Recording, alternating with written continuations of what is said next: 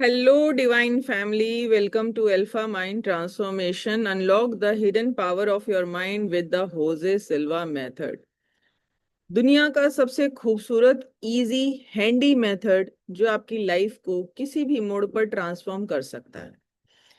No matter आप psychic ability वाले हैं या नहीं हैं, आपको मेडिटेशन करना आता है या नहीं आता, आप सिर्फ अपनी ब्रेन वेव्स, अपनी फ्रीक्वेंसी को समझते हुए कुछ समय अपना अल्फा स्टेट मेंटेन करते हुए अपने आप इस प्रोग्राम के थ्रू अपनी लाइफ को ट्रांसफॉर्म कर सकते हैं।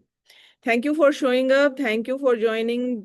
वेरी गुड इवनिंग आबिद भाई, Prakash, thank you so much, Tarun भाई, Prabha ji, Pradeep Kaur ji, thank you so much for joining. Yes, हम यहाँ पर बात शुरू करने से पहले मैं अपने बारे में बता दूं। मेरा नाम ऋचा गुप्ता है। मैं एक educationist, entrepreneur, life coach, Akashic reader, metaphysical healer, spirit orator और एक फैसिलिटेटर हूँ।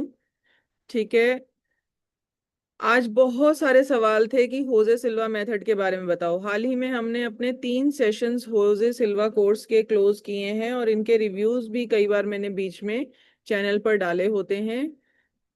कम्युनिटी हमारे पास एक फ्री कम्युनिटी है, फेसबुक कम्युनिटी है, व्हाट्सएप कम्युनिटी है। आप दोनों कम्युनिटीज में से कोई भी कम्युनिटी ज्वाइन कर सकते हैं, डिस्क्रिप्शन में लिंक मिल जाएगा। जो लोग यूट्यूब पे देख रहे हैं और जो लोग अभी इसे लाइव अटेंड कर रहे हैं वो तो इस कम्युनिटी का हिस्सा है ही। होजे सिल्वा मेथड को समझने से पहले समझते हैं कि यहाँ हमें मिलता क्या क्या है, हमें बेनिफिट क्या होगा। सबसे पहले हमें मेंटल क्लैरिटी मिलती है कि हम हम अपनी लाइफ में अपनी सोच को कैसे क्रिएट कर सकते हैं to get our desired results. ठीक है। पूरे दिन की जो हमारी बीटा स्टेट है, यानी जो हमारी मल्टीटास्किंग स्टेट है, उस स्टेट में भी हम रिलैक्सेशन कैसे पाएंगे, रिलैक्स कैसे होंगे। देन आता है कि हम अपनी इंट्यूटिव एबिलिटी को कैसे मेंटेन करेंगे, इंट्यूटिव एबिलिटी को कैसे इंक्रीज करेंगे। यहाँ सवाल आया भी कि सिल्वा मेथड और सिल्वा अल्ट्रा माइंड सिस्टम में क्या डिफरेंस है। सिल्वा मेथड देखिए होजे सिल्वा का प्योरली डिस्कवर किया हुआ मेथड है और सिल्वा अल्ट्रा माइंड सिस्टम जो है वो उनकी लेगेसी के द्वारा थोड़ा सा मॉडिफाइड वर्जन है। और यहाँ सिल्वा इंट्यूटिव जो है वो सिल्वा इंट्यूटिव इज सिल्वा मेथड का कुछ पार्ट जिसमें इंट्यूशंस को बढ़ाया जाता है ताकि कहीं किसी भी मटेरियल से, किसी भी प्रोडक्ट से उसकी भी इंफॉर्मेशन निकाली जा सके। ठीक। होजे सिल्वा जब इस रिसर्च को कर रहे थे तो इस रिसर्च को बताने से पहले मैं एक रेफरेंस यूज करना चाहूंगी यहाँ पर, जो श्री कृष्ण के लिए यूज किया जाता है। जब महाभारत का युद्ध शुरू होना था तो धृतराष्ट्र ने अपने राज पुरोहित जो पंडित होते हैं उनको बुलाया और उनसे पूछा कि आप हमें बताएं कि हमारे स्टार्स ठीक हैं या नहीं, हमें युद्ध के लिए जाना चाहिए या नहीं जाना चाहिए, और क्या हम जीत हासिल करेंगे। तो उन्होंने, राजपुरोहित जी ने अपना चिट्ठा खोला और उसमें देखा और उन्होंने बोला कि यस, स्टार्स सारे फेवर में हैं, जीत आप ही की होगी, आप युद्ध शुरू कर सकते हैं। युद्ध शुरू हुआ। शाम तक आते आते बहुत बड़ी सेना ध्वस्त हो गई और हलचल मच गई। तो उन्होंने दोबारा उनको, राजपुरोहित जी को बुलाया और बोला कि ये क्या, यहाँ तो हम ध्वस्त हो रहे हैं, हमारी सेना खराब हो रही है। तो उन्होंने बोला, उन्होंने दोबारा खोला चिट्ठा और देखा, बोलने लगे कि अ, ये तो राजन ऐसा तो नहीं था, ये तो कल तक तो स्टार सारे फेवर में थे। वहां कोई है जो खेलना जानता है, यानी कुछ क्रिएट करना जानता है। तो ये स्टोरी मुझे बार बार याद आती रही जब मैं होजे सिल्वा प्रैक्टिस कर रही थी और इस सिल्वा मेथड की डीप रिसर्च में थी कि कोई है जो इस चीज के साथ खेलना जानता है। तो इनका कहना है कि आप सिर्फ मैनिफेस्ट नहीं करते, manifestation is a fancy word जिसमें आप खुद एक एक तरह की पूरी क्लैरिटी में नहीं रहते कि मेरी ये चीज मैनिफेस्ट होगी भी या नहीं होगी, लेकिन यहाँ पर आप क्रिएट करते हैं, मतलब कुछ नया भी क्रिएट करते हैं, नॉट ओनली मैनिफेस्ट। तो मैनिफेस्टेशन और क्रिएटिवनेस हम अपने सेशन में और ज्यादा इसको क्लियर बताएंगे। फिलहाल हम यहाँ पर आगे बढ़ते हैं। होजे सिल्वा एक सेल्फ प्रैक्टिशनर हैं, सेल्फ रिसर्चर हैं, जो टेक्सास में काम करते थे। रेडियो फ्रीक्वेंसी पर काम करते हुए उन्होंने कुछ रिसर्च किया, पाया, और कुछ उनको क्लिक मिला, जिसमें उन्होंने बोला कि उनके मन में आया कि ये जो रेडियो को हम ट्यून कर रहे हैं, इसकी कोई खास फ्रीक्वेंसी पर ही कोई चैनल कनेक्ट होता है। अब उसको वो सोचते सोचते उन्होंने ये देखा कि इसको मैं कैसे कैसे अपने इसके साथ समझूं, अपने माइंड के साथ में, और धीरे धीरे करके उन्हें ये समझ में आने लगा कि हमारी भी ब्रेन की कुछ ऐसी फ्रीक्वेंसीज होती हैं जो ट्यून करती हैं टू द अदर साइड।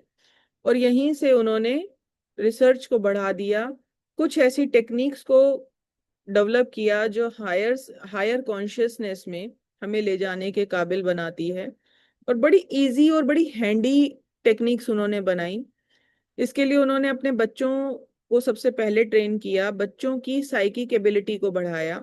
उनकी बेटी पर की गई रिसर्च में वो ये देख पाए कि जब वो ये उस पे ट्राई करते थे साइकिक एबिलिटीज को, तो जो सवाल उन्होंने पूछना होता था, वो बेटी पहले उस सवाल को बता देती थी कि आप मेरे पे ये सवाल पूछने वाले हो। तो ऐसे करते करते उनके पास कुछ प्रूफ्स इकट्ठे होने लगे, और उन्होंने अपनी इस टेक्निक को, मेथड को और ज्यादा प्रोग्रेस में लाना शुरू किया और प्रोसेस करना शुरू कर दिया। उनका कहना है, once you learn to control your mind you can create the reality you desire. आप क्रिएट कर सकते हैं, मैनिफेस्ट नहीं, क्रिएट। कुछ नया क्रिएट करने के लिए वो वहां यहाँ पर बता रहे हैं। अब उनकी रिसर्च में ये आता है कि जो सिल्वा मेथड है, बहुत ही हैंडी, बहुत ही इजी मेथड के थ्रू बहुत ही शॉर्ट टाइम में आपको साइंस और स्पिरिचुअलिटी के बीच का एक ब्रिज बना के देती है। ठीक है। Help people break from limitation, stress and negative thinking. जब आप कुछ क्रिएट करना सीख जाते हैं, आपके पास अपना एक वर्कशॉप हो जहां पर आपके पास कुछ कुछ कुछ कुछ कुछ कुछ क्रिएट करने के लिए है, आपके पास वहां रिसोर्सेज हैं, आपके पास सोर्सेज हैं, आपके पास वहां सब कुछ अवेलेबल है, तो आपके पास नेगेटिव थिंकिंग आएगी क्या? बिल्कुल भी नहीं आएगी, बल्कि आप अपने काम में बिजी रहेंगे। इनर इंटेलिजेंस को एक्टिवेट करता है, प्रॉब्लम सॉल्विंग है। ये लाइफ में तो प्रॉब्लम्स का आना जरूरी है, लाजमी है, लेकिन प्रॉब्लम को सॉल्व करना हमारा पर्पस है। हमारी सोल का एवोल्यूशन ही तभी होता है जब हम किसी प्रॉब्लम को सॉल्व करके ग्रो करते हैं, या ग्रोथ के साथ उस प्रॉब्लम का सॉल्यूशन निकालते हैं और उसके साथ कंट्रीब्यूट भी कर देते हैं। Empower people to consciously create health, wealth and happiness. यहाँ पर ये सेंटेंस कुछ अधूरा सा है, और उनकी रिसर्च का हिस्सा और मेरी पर्सनल अपनी अप्रोच भी यही है कि जब हम हेल्थ, वेल्थ और हैप्पीनेस की बात कर रहे हैं तो ये बहुत वेग है। हेल्थ है, वेल्थ है, हैप्पीनेस का भी पूरा पूरा पूरा समझ में नहीं आ रहा। सब कुछ है, अच्छे रिश्ते हैं, पैसा भी है, फिर भी उसके बाद कोई मन में खुशी नहीं है। तो पर्पसफुली हम जिस चीज के पीछे दौड़ रहे हैं, वो हेल्थ, वेल्थ, हैप्पीनेस के साथ एक होलनेस है, कंप्लीटनेस है। उस कंप्लीटनेस को फुलफिल करने में, या अपने पर्पस, सोल पर्पस को फाइंड आउट करने में सिल्वा मेथड बहुत हेल्प करता है। सिल्वा मेथड का दुनिया भर में बहुत नाम है। मोर ओवर 110 प्लस कंट्रीज में चल रहा है, यूज हो रहा है मोर देन 60 ईयर्स से। ठीक है। मिलियंस पीपल इसमें ट्रेंड हो चुके हैं, बहुत से सीईओज, डॉक्टर्स, एथलीट्स और क्रिएटर्स इसे यूज करते हैं। स्कूल्स और कॉरपोरेट में भी इसे पढ़ाया जाता है। और तो और मैं भी अपने बच्चों को अपने स्कूल में इस मेथड के थ्रू उनकी लर्निंग कैपेबिलिटी को बढ़ाने में यूज कर रही हूँ। ठीक है। और ये बहुत बहुत ही प्योरली बड़ा क्यूट मेथड है, मेरे लिए बड़ा क्यूट मेथड है, क्योंकि जब हम मेडिटेशन में बैठते हैं ना, तो हम घंटों बैठे रहते हैं मैनिफेस्ट करने के लिए। यार मैनिफेस्ट करना है, 1 घंटे का मेडिटेशन चलेगा, 2 घंटे का मेडिटेशन चलेगा, या ऐसा होगा या वैसा होगा। तो घंटों घंटों के मेडिटेशंस हैं, और उन्होंने इसको इतना हैंडी कर दिया, इतना इजी कर दिया कि मैं क्या ही बताऊं। दिन के 15 मिनट, 5 मिनट सुबह, 5 मिनट दोपहर, 5 मिनट रात, 3 बार काट लें, एक बार 15 मिनट इकट्ठा कर लें, बहुत ही इजीली और बहुत ही मेथड और टूल्स के साथ इसे दे दिया कि आप इसे कैसे भी यूज करें और किसी भी तरीके की रियलिटी को क्रिएट करें। ठीक है, बहुत सारी स्टोरीज हैं यहाँ पर, और मुझे जो सबसे ज्यादा फैसिनेट करती है स्टोरी वो है माइंड वैली के फाउंडर विशन लखियानी जी की। ठीक है, मैंने उनकी स्टोरीज में बहुत बार देखा, उन्होंने बहुत ज्यादा क्रेडिट सिल्वा मेथड को दिया है। इवन मैंने भी अपनी लाइफ में जब सिल्वा मेथड उतारा तो मेरी लाइफ का ट्रांसफॉर्मेशन 360 डिग्री है 2 से 3 साल के अंदर। बहुत problems, health problems, financial problems, debts, और भी बहुत कुछ। तो ये सब चीजों का जब ट्रांसफॉर्मेशन होने लगा, क्रिएशन समझ में आने लगा, इसमें इसमें बहुत सारे रिजल्ट्स दिखने लगे, और जब हमने रिगेन के प्लेटफॉर्म से इसे शेयर किया आज से 3 साल पहले, तो जितने लोगों ने उसे ज्वाइन किया था उन सब की लाइफ में ड्रास्टिक चेंज आया, और बहुत बहुत बहुत इफेक्टिवनेस के साथ इसने हमें हील करना शुरू किया। सो purely all dedication and all the credit goes to Jose Silva. Silva method doesn't teach you what to think.